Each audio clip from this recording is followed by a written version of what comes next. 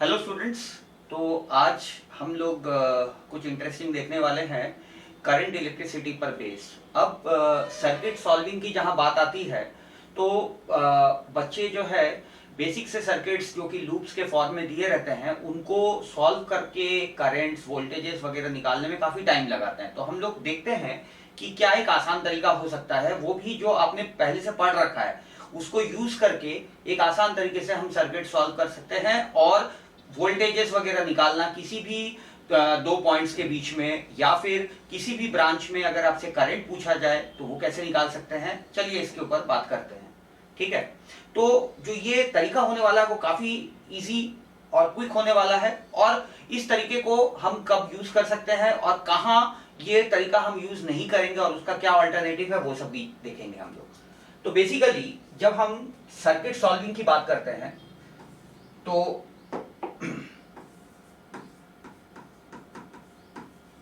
जब हम DC circuits लेते हैं तो वैसे केस में हम लोग स्टेडी स्टेट पे जब करंट का फ्लो हर क्रॉस सेक्शन या कंडक्टर से एक समान होता है बिना रुके हुए, तो वैसे में हम जानते हैं कि ओम्स लॉ और किरचॉफ्स लॉ लगाते हैं, राइट। तो पहली बात, जब आप किरचॉफ्स लॉ लगाते हो कोई भी दो पॉइंट्स के बीच में वोल्टेज निकालने के लिए, तो आपको क्या चीज का ध्यान रखना है। तो जब मान लिया हमने सर्किट में कोई भी दो पॉइंट ले लिया, अगर हमने पॉइंट्स ले लिया between points A and B, अगर मुझे पोटेंशियल डिफरेंस निकालना है तो पोटेंशियल डिफरेंस अगर पॉइंट ए और बी कोई भी दो पॉइंट्स हो सकते हैं एक सर्किट में, अगर मुझे पोटेंशियल डिफरेंस निकालना है तो क्या आपको सिर्फ एक छोटा सा ध्यान रखना है। एक चीज है कि अगर आपको वहां पर एक सेल दिखता हो, तो सेल अगर दिखता है, सिर्फ ईएमएफ की बात करें तो अगर आप ए से बी की बीच में पोटेंशियल डिफरेंस लिखना चाहते हैं आप उसको लिखेंगे VA माइनस VB। अगर आप ए से बी जा रहे हैं, बस आपको करना क्या है, अगर आपको VA माइनस VB चाहिए तो आपको सिर्फ जाना है कहां से कहां, ए से बी। अगर आपने लिखा है VB माइनस VA तो आपको बी से ए जाना है, बस ये ध्यान रखिए। तो अगर मान लिया ये ए और बी है और आप ए से बी की तरफ जाते हैं तो आप पहले कौन सा प्लेट को हिट करते हैं, बैटरी का पॉजिटिव। तो अगर आप पॉजिटिव हिट करते हैं तो आप VA माइनस VB को सीधा सीधा क्या लिख देंगे, VA माइनस VB को लिख देंगे प्लस ई। तो ए से बी जाते समय अगर आपने पॉजिटिव टर्मिनल पहले हिट किया तो आपको लिखना है प्लस ई। और अगर आपने देखा कि जब आप ए से बी जा रहे हैं और पहले आपने नेगेटिव टर्मिनल हिट किया तो सीधी सी बात है, नेगेटिव टर्मिनल हिट किया तो VA माइनस VB की जगह माइनस ही लिख दीजिए। ये एक आसान तरीका है, केवीएल जब हम लिखते हैं तब की बात कर रहे हैं। और दूसरा, अगर आपको एक रेजिस्टर दिखता हो तो यूजुअली आपको ये दो चीजें दिखेंगी, सेल, रेजिस्टर अगर आपको दिखता है तो वहां पर आपको क्या टेक्निक यूज करना है। मान लिया ये पॉइंट ए और ये बी है और ये रेजिस्टेंस आर है। अब आपको देखना है कि आप तो जा रहे हैं कहां, VA माइनस VB मतलब ए से बी जा रहे हैं। अगर मान लिया सर्किट का करंट भी उधर ही जा रहा है, करंट भी उसी डायरेक्शन में है, तो हम जानते हैं ओम्स लॉ से VA minus VB is equals to IR, क्योंकि वोल्टेज ड्रॉप होता है, करंट के डायरेक्शन में वोल्टेज का ड्रॉप होता है। तो हम सीधा सीधा VA माइनस VB को क्या लिख देंगे, प्लस IR लिख देंगे। और अगर आप ए से बी जा रहे हैं किसी भी ब्रांच में, अगर आप ए से बी जा रहे हैं और करंट आप देखते हैं कि आपके ऑपोजिट आ रहा है, करंट बी से एक ही तरफ आ रहा है, पर आपको लिखना है VA माइनस VB, तो ऐसे केस में VA माइनस VB को आप सिंपली माइनस IR लिखते हैं। यानी करंट अगर आपके ऑपोजिट डायरेक्शन में जा रहा है, आप ए से बी जा रहे हो, करंट आपके ऑपोजिट आ रहा है, तो आप उसको माइनस IR लिख देंगे। समझ में आया? तो बस ये बेसिक सी चीज को ध्यान रखना है। और कभी कभी अगर मान लिया आपको कैपेसिटर दिख जाए सर्किट में, तो कैपेसिटर में भी ऐसे ही हम करेंगे, थोड़ा सा स्लाइड चेंज। वो क्या है कि अगर आपने एक कैपेसिटर दिया हुआ है और ए से बी आप जा रहे हैं और अगर आपको पॉजिटिव प्लेट पहले दिख गया तो आपको जस्ट लिखना है VA minus VB is Q by C। और ए से बी जाने में कैपेसिटर में अगर आपको नेगेटिव प्लेट पहले दिख रहा है, अगर आप ए से बी फिर जा रहे हैं बट आपको पहले नेगेटिव और फिर पॉजिटिव प्लेट दिख रहा है, तो आपको VA माइनस VB को लिखना है simply minus Q by C। तो ये बेसिक चीजों का आपको बस ध्यान रखना है सर्किट सॉल्विंग में कि पोटेंशियल डिफरेंस या तो plus E minus E, plus I R minus I R, या फिर plus Q by C minus Q by C. कैसे होता है ये मैंने आपको समझा दिया। अब दूसरा इंपॉर्टेंट पॉइंट जो आपको ध्यान रखना है वो क्या है, इसके अलावा अगर आपको सेल्स इन पैरेलल, ये तरीका, ये मैं चीजें पहले क्लियर कर देता हूं कि सर्किट सॉल्व करने के लिए आपको दो चीजों की जरूरत है। सेल्स इन पैरेलल, अगर पैरेलल में सेल्स हो तो आप सभी ने पढ़ा है कि हम उसको एक इक्विवेलेंट ईएमएफ से रिप्लेस करते हैं। E equivalent is equals to E1 by R1, E2 by R2 and so on divided by 1 by R1 plus 1 by R2 and so on। तो अगर सेल्स आपको पैरेलल में दिखे तो उसका इक्विवेलेंट ईएमएफ आप ऐसे लिख सकते हैं, और उसका equivalent resistance 1 by R equivalent आप लिख सकते हैं 1 by R1, 1 by R2 and so on। बस ये ध्यान देना है कि जब आप ई इक्विवेलेंट लिख रहे हैं तो जो भी पोलैरिटी आपने ई इक्विवेलेंट का एज्यूम किया है, तो आप देखिए कि कौन कौन से सेल्स उसी पोलैरिटी के साथ हैं, तो उसको प्लस लेंगे। अगर कोई सेल ऑपोजिट पोलैरिटी का है तो उसके ईएमएफ में माइनस साइन। रेजिस्टेंस कभी सब्ट्रैक्ट नहीं होता, रेजिस्टेंस सिंपली आपको ऐड करना है। समझ में आया? तो यहां पर अगर आप जैसे दो सेल्स, जस्ट मैं एक सिंपल एग्जांपल ले लेता हूं, जैसे अगर आपके पास दो सेल ऐसे हैं पैरेलल में, और आपको ये पॉइंट के बीच में ए और बी के बीच में, अब ये अगर E1 है, ये R1 है, ये E2 है, ये R2 है, तो अगर मैं इसको एक सिंगल सेल से रिप्लेस करूं तो ये एक ओपन सर्किट बन जाएगा मेरे पास ए और बी के बीच में। तो अगर मैंने इसको E इक्विवेलेंट लिया और ये इसको R इक्विवेलेंट लिया, तो ये इस फॉर्मूला से आप निकाल सकते हैं। E इक्विवेलेंट हमारे पास क्या आ जाएगा, E1 by R1 plus E2 by R2 by 1 by R1 plus 1 by R2। That's it, इतना करना है। ये ओपन सर्किट हो जाएगा क्योंकि ए और बी के बीच में जब आप इक्विवेलेंट लिख रहे हैं तो आपने क्या किया, इस सेल को रिप्लेस कर दिया, इन दोनों के कॉम्बिनेशन को एक सिंगल सेल से। तो अब इसमें कोई कंप्लीट सर्किट बना नहीं, यानी कि करंट कुछ फ्लो नहीं होगा। तो अगर मैं यहां पर कहूं कि VA माइनस VB का वैल्यू क्या होगा, बेटा VA माइनस VB क्या लिखेंगे यहां से, अगर आप A से B जाओगे तो आप सिंपली लिखोगे E इक्विवेलेंट। क्यों? क्योंकि इस सर्किट में कोई करंट फ्लो ही नहीं हो रहा है, तो VA माइनस VB सीधा E इक्विवेलेंट के बराबर हो जाएगा। हाँ, शौकिया अगर आप R इक्विवेलेंट लिखना चाहते हैं तो आप देख सकते हैं ये R इक्विवेलेंट का फॉर्मूला पैरेलल का ही होता है। तो दो सेल्स अगर पैरेलल में है तो R1 R2 by R1 plus R2 लिख सकते हैं, पर इसकी यहां पर कोई जरूरत नहीं है।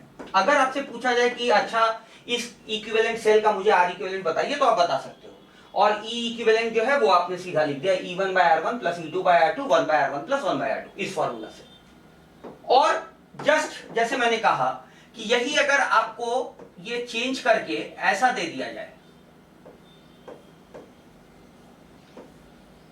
तो बस मैं 1 मिनट और लूंगा फटाफट, फिर उसके बाद क्वेश्चन पे आ जाऊंगा। ये ए और बी के बीच में अगर हम E2 और R2 ऐसे लेते हैं तो हमें करना क्या है, यहां पर इसको अगर आपने फिर से एक सिंगल सेल की तरह रिप्लेस किया और आपने पोलैरिटी ऐसा एज्यूम किया कि ऊपर प्लस है नीचे माइनस है, फिर से ओपन सर्किट हो गया।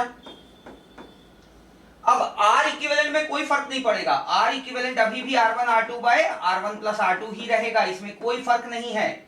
सिर्फ कहां फर्क पड़ेगा, फर्क हमारे पास पड़ेगा सिर्फ E इक्विवेलेंट को लेकर। कैसे, लेट्स सी क्विकली। तो यहां अगर मुझे E इक्विवेलेंट लिखना हो तो मैं इसको क्या लिखूंगा, क्योंकि मैंने ऊपर पोलैरिटी पॉजिटिव नीचे नेगेटिव लिया है, तो E1 उसी पॉजिटिव पोलैरिटी का है, E2 नेगेटिव का है, तो मैं यहां पर E1 by R1 minus E2 by R2 by 1 by R1 plus 1 by R2, बस इतना लिख दूंगा और उसके बाद हमें इक्विवेलेंट मिल जाएगा। है ये आसान? तो अगर हमें ये चीजें पता हो तो चलिए हम देखते हैं कि क्वेश्चंस, सर्किट क्वेश्चंस जहां पर हमें पोटेंशियल डिफरेंस, करंट अलग अलग ब्रांचेस में ये सब कैलकुलेट करना हो तो कितना जल्दी हम और इजीली कैलकुलेट कर सकते हैं। चलिए, तो ये पॉइंट्स आपको क्लियर होगा, तो आ जाते हैं पहले क्वेश्चन की तरफ। अब इस क्वेश्चन में आप देखिए कि हमारे पास एक सर्किट जो कि एक लूप के फॉर्म में दिया हुआ है।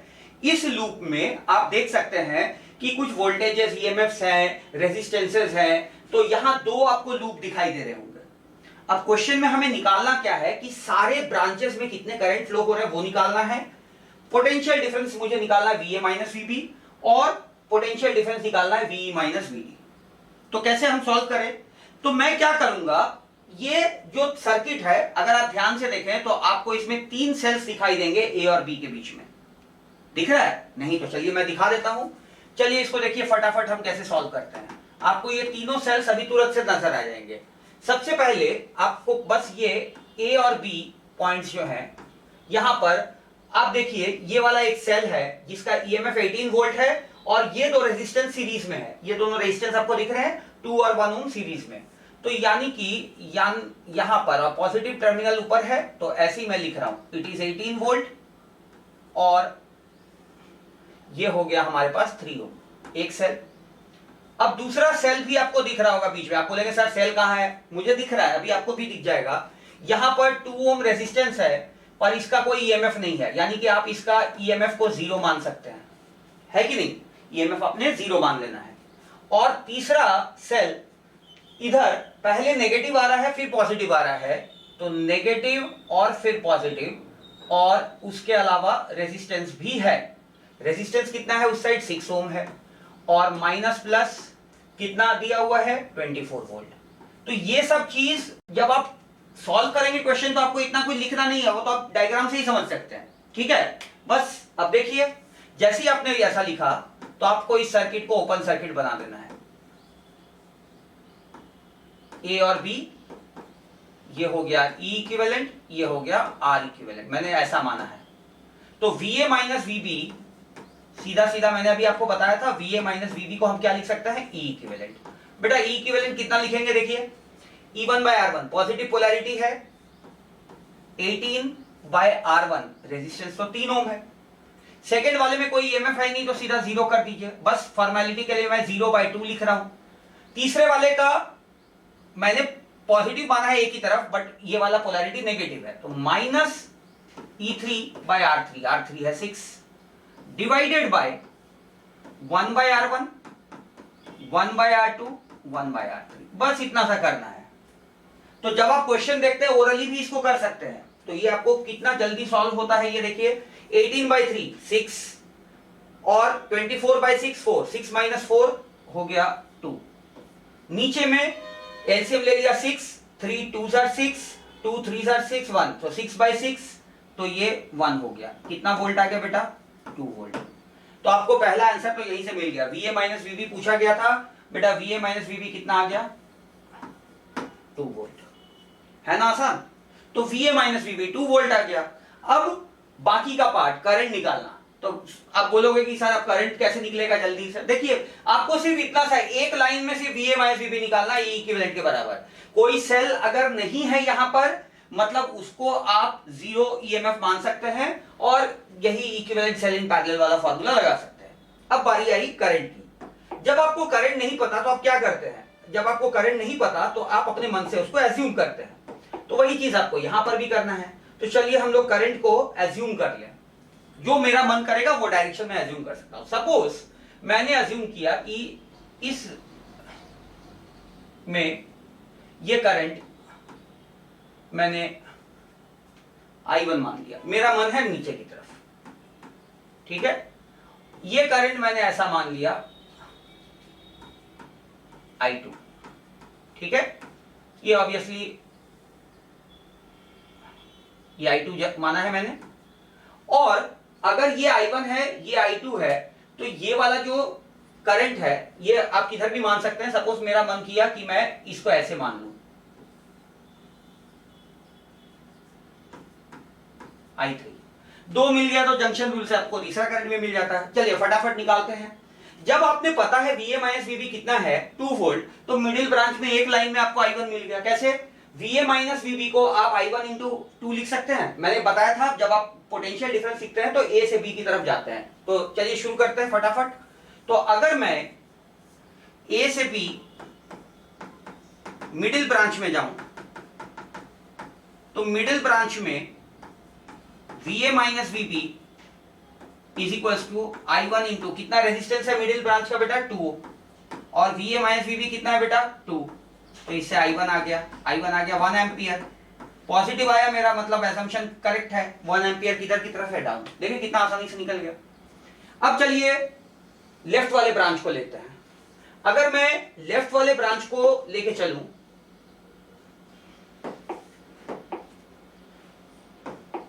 लेफ्ट ब्रांच में फिर से लिखता हूं, मैंने जो माना है उसके हिसाब से VA माइनस VB बेटा कितना लिखा है मैंने 2 वोल्ट।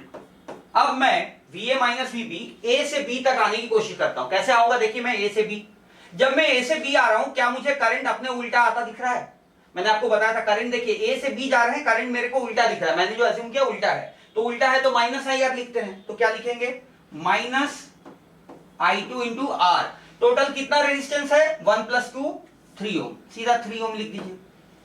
आप A से B तक लेफ्ट में जा रहे हैं, करंट आपको अपोज कर रहा है, फिर आपने कौन सा टर्मिनल हिट किया बेटा, पॉजिटिव टर्मिनल। अगर पॉजिटिव टर्मिनल हिट किया तो प्लस ही लिखना है, तो मैंने आपको बताया था सेल के लिए प्लस ही, तो प्लस 18, दैट्स इट। तो यहां से आप लिख सकते हैं I2 को एक तरफ ले आ जाइए, 3I2 इज 18 माइनस 2 16, तो I2 आपको 16/3 एम्पियर मिल गया। पॉजिटिव आया मतलब मेरा एजम्पशन सही है, दैट्स इट। तो 16/3 अगर इधर गया और नीचे कितना चला गया 1 एम्पियर, तो I3 क्या होगा, I2 is equal to I1 plus I3, junction rule से लिख सकते हैं। तो हमारे पास I3 is nothing but I2 minus I1। So 16/3 minus 1, so कितना हो जाएगा 13/3। पॉजिटिव आया, मेरा एजम्पशन सही है। सो इस तरह से बहुत ही आसानी से हम वैल्यूज निकाल सकते हैं। अब आप बोलेंगे कि सर ये सब तो आपने निकाल दिया, अब एक और चीज बचा है VE माइनस VD। कोई दिक्कत नहीं है, जब आपको करंट्स मिल गए तो आप कोई भी दो पॉइंट्स के बीच में पोटेंशियल डिफरेंस लिख सकते हैं। चलिए VE माइनस VD, मेरे पास ऑप्शंस हैं, मैं E से D ऐसे भी जा सकता हूं, बहुत सारे ऑप्शंस हैं मेरे पास। मैं कोई एक ऑप्शन चूज कर लेता हूं, मुझे कौन सा ऑप्शन सही लग रहा है। अगर मुझे E से D आना है, क्या मैं इस ऑप्शन को ले सकता हूं? देखिएगा जरा, बताइएगा मुझे। मैं क्या कर रहा हूं, इस ऑप्शन के हिसाब से चलता हूं,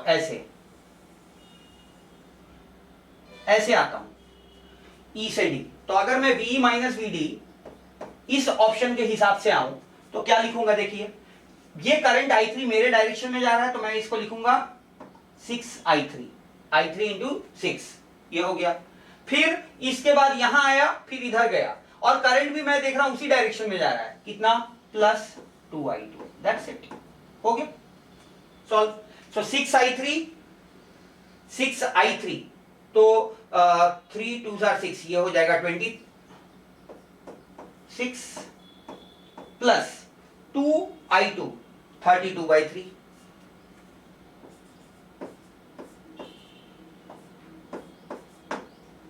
तो ये कैलकुलेशन फिर आप कर सकते हैं। सो 6I3 प्लस 2I2, इससे वैल्यू हमें मिल गया। तो कैलकुलेशंस वगैरह आप यहां से चेक कर सकते हैं। तो इतने इजी तरीके से हम क्वेश्चन को सॉल्व कर सकते हैं। आई होप ये पॉइंट सबको क्लियर हो गया होगा। अब ये आपको कब यूज नहीं करना, जब आपको सेल्स दिए हों और सारे सेल्स रियल हों, यानी कि उनके साथ रेजिस्टेंस अटैच है, और किसी ब्रांच में अगर मान लिया ईएमएफ नहीं दिया है लेकिन रेजिस्टेंस दिया है, तो वहां तो आप ये यूज कर सकते हैं, उसको आप 0 वोल्ट का ईएमएफ मान सकते हैं। लेकिन कभी कभी क्या होगा कि पैरेलल में एक ब्रांच ऐसा लगा रहेगा जिसमें कि एक आइडियल सेल हो। अगर आपको आइडियल सेल मिला, इसका मतलब उसके पास ईएमएफ है लेकिन इंटरनल रेजिस्टेंस नहीं है, इंटरनल रेजिस्टेंस उसका 0 है। तो वैसे केस में आप कभी भी ये इक्विवेलेंट को नहीं लगाना है, आप उस सेल को पैरेलल सेल में वाले फॉर्मूला में यूज नहीं करेंगे। आप बाकी रियल सेल्स को यूज कर सकते हैं, लेकिन आइडियल सेल को कभी भी आप इस पैरेलल वाले फॉर्मूला में यूज नहीं करेंगे।